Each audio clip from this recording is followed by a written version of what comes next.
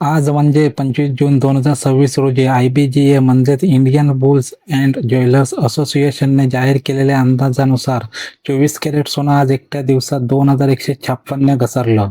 आता दर आहेत 1,40,022 रुपये प्रति 10 ग्रॅम. चांदी एका दिवसात 6,550 ने खाली आली. आता भाव आहे 2,15,485 प्रति किलो.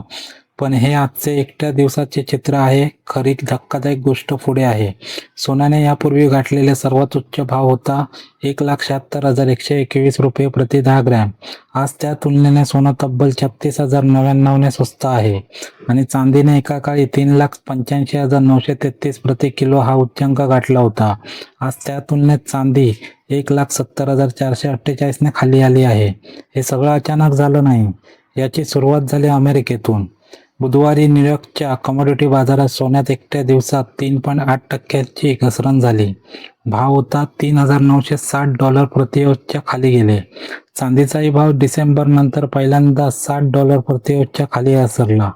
जेव्हा अमेरिकेत असं होतं तेव्हा भारतीय सराफ बाजारात थेट परिणाम होतो, कारण आपण सोनं आयात करतो. जागतिक भाव खाली गेले की तिथले दरही खाली येतात. MCX वर सोन्याने 29 जानेवारी रोजी 1,93,096 रुपयेचा उच्चांक गाठला होता. त्यानंतर आजपर्यंत 52,396 ची घसरण झाली आहे आणि चांदी तर जवळपास निम्म्यावर आली आहे. एकट्या जूनमध्ये सोनं 16,441 ने आणि चांदी 47,865 ने खाली आली. आता प्रश्न येतो, याचा तुमच्या आमच्यावर घरावर काय परिणाम होतो? घरात लग्न असेल, आनंदाची बातमी आहे. दागिने आता स्वस्त झाले आहेत. जे लोक गेल्या वर्षभरात सोनं विकत घेतलं ते आता नुकसानात आहेत. पण जे अजून खरेदी केलेले नाही त्यांच्यासाठी एक संधी असू शकते.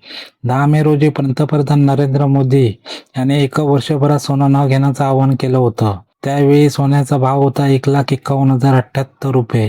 तेव्हापासून आता 11,056 ने खाली आला आहे. म्हणजे जे थांबले त्यांना फायदा झाला. सध्याचे ताजे दर GST शिवाय 24 कॅरेट सोनं 1,40,022 रुपये प्रति 10 ग्रॅम. 22 कॅरेट 1,28,260. 18 कॅरेट 1,05,017 रुपये.